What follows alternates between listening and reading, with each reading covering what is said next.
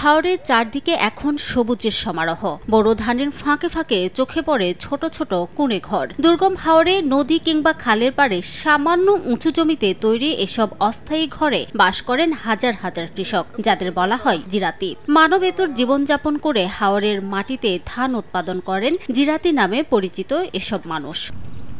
কিশোরগঞ্জের ইটনা উপজেলার কুনিয়ার হাওরে ৬ মাসের বসতি গড়েছেন এমন একদল জিরাতি। তাদের বাড়ি বিভিন্ন এলাকায়। করিমগঞ্জ উপজেলার লাখপুর গ্রামের গোলাপ মিয়া তাদেরই একজন। জমিতে নিড়ানি, পানি সেচের তদারকি আর গরুকে ঘাস খাওয়ানোর কাজ করতে করতেই দুপুর গড়িয়ে বিকেল।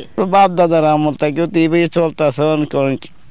তারা তো চলে গেছে, কিছু কেউ রয়েছে, তারা তো গৃহস্থিতে আসে না। ছেলেমেয়েরা যারা আসে তারা এইভাবেই করে যাইতেছে। গরু নিচে রাখি, উপরে সাঙ্গের মাছার উপরে দন্নার উপরে আমরা মাছা পালায় রয়েছি।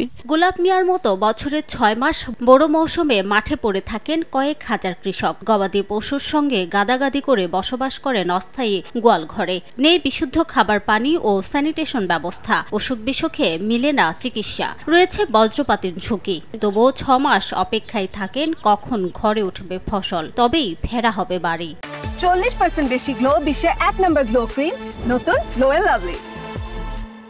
কার্তিক মাসের শুরুতেই গরু ছাগল সহ নিয়ে আয় পড়ি, পরে ধান টান উড়ে জ্যৈষ্ঠ মাসের শেষে আমরা চলে যাই। খাবার পানি তো যে সামনে একটা মিশিং আছে, ওই মিশিংয়ের পানিকে আর অন্য কোনো পানি পাওয়া যায় না এখানে। ৬ মাস পর্যন্ত আমরা পানি খুব কষ্ট করি। আর বড় কথা হলো যে আমরা অত কষ্ট ধান মারাই, অর্ধেক খরচ হয়ে নিতে খুব কষ্ট। আমরা একটা রাস্তার লাগি খুব কষ্ট হইতেছে। নদী জায়গা ফুয়ায়া গুসুলেরও কষ্ট আছে, হানি খাদ্য খাওয়ারও কষ্ট আছে। মাছ টাছ খাইতারি না কিনে, বিলের মাঠে মাছ মারতারি না। ডেলাটি বেড়া জমা আরেক বেড়া দেয় না, বিলার নামার লাগে। এই সমস্যা তো আমাদের রাস্তাঘাট না। কৃষি বিভাগ বলছে, বিশুদ্ধ পানি ও স্যানিটেশন সুবিধা নিশ্চিত করা গেলে খাদ্য উৎপাদনে আরো বেশি ভূমিকা রাখতে পারবে এসব কৃষক। এই কৃষকদের জীবনযাত্রার মান উন্নয়নের জন্য আমরা এই বিষয়গুলোকে আমরা জনস্বাস্থ্য প্রকৌশল অধিদপ্তরে আমরা অবগত করেছি।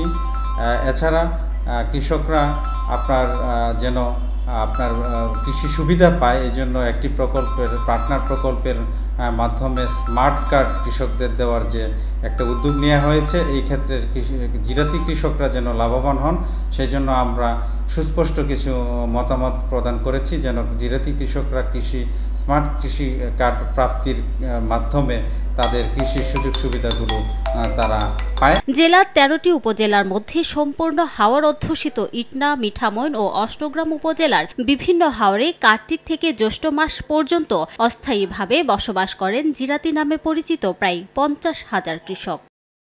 সময় সংবাদ, কিশোরগঞ্জ।